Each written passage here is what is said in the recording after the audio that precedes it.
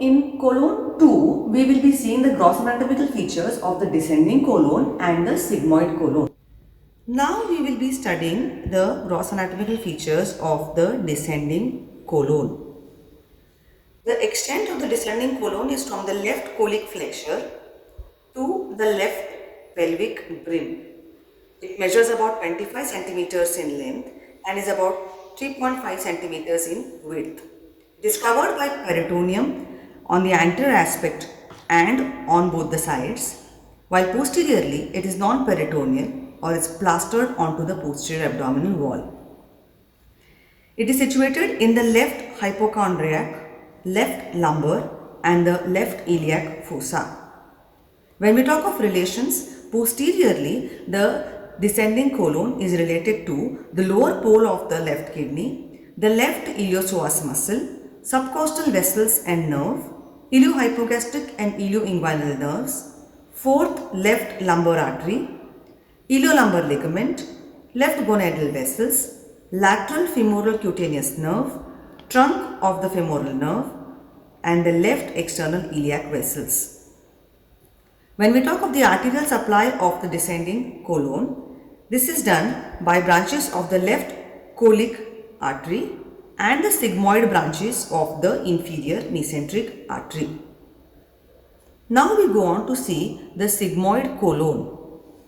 This extends from the left pelvic brim up to the rectosigmoid junction, which lies in front of the third sacral vertebra.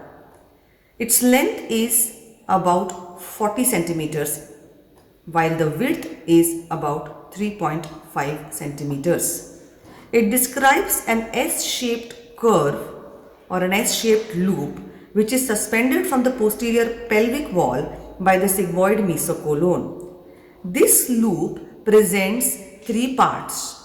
The first part which runs vertically downwards.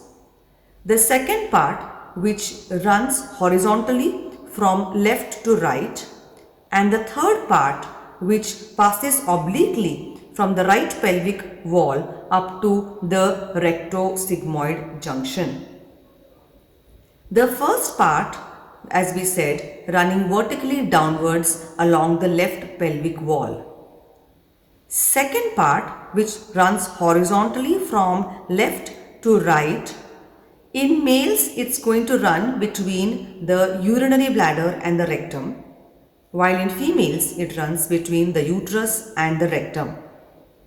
Third part, which passes obliquely from the right pelvic wall to the rectosigmoid junction opposite the third sacral vertebra.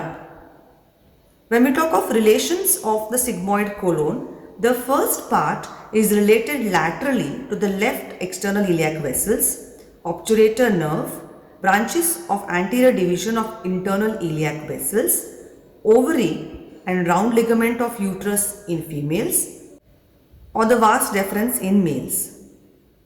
Posteriorly, it is related to the left ureter, the left internal iliac vessels, lumbosacral trunk and the sacroiliac joint.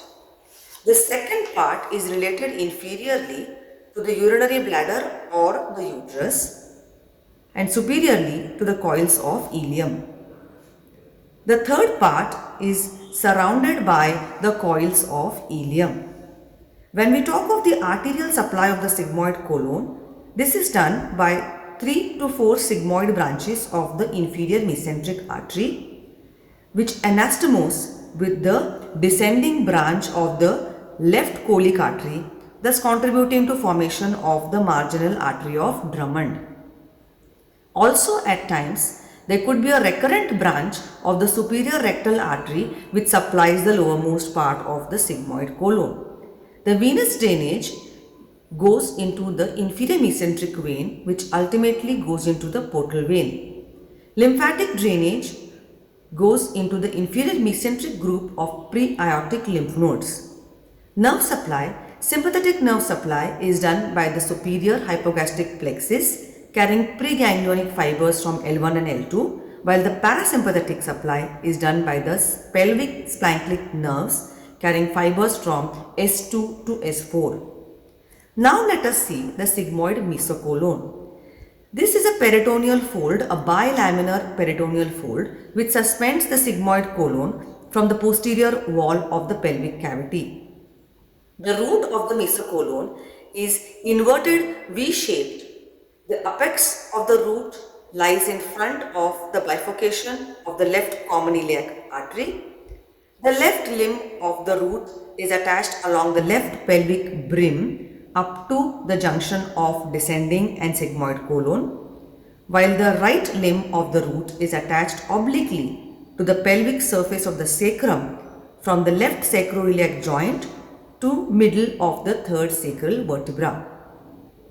The contents of the sigmoid mesocolon are the sigmoid colon, sigmoid branches of inferior mesenteric vessels and the marginal vessels of Drummond, branch of the superior rectal vessels, lymphatics, nerves, loose areolar tissue and fat.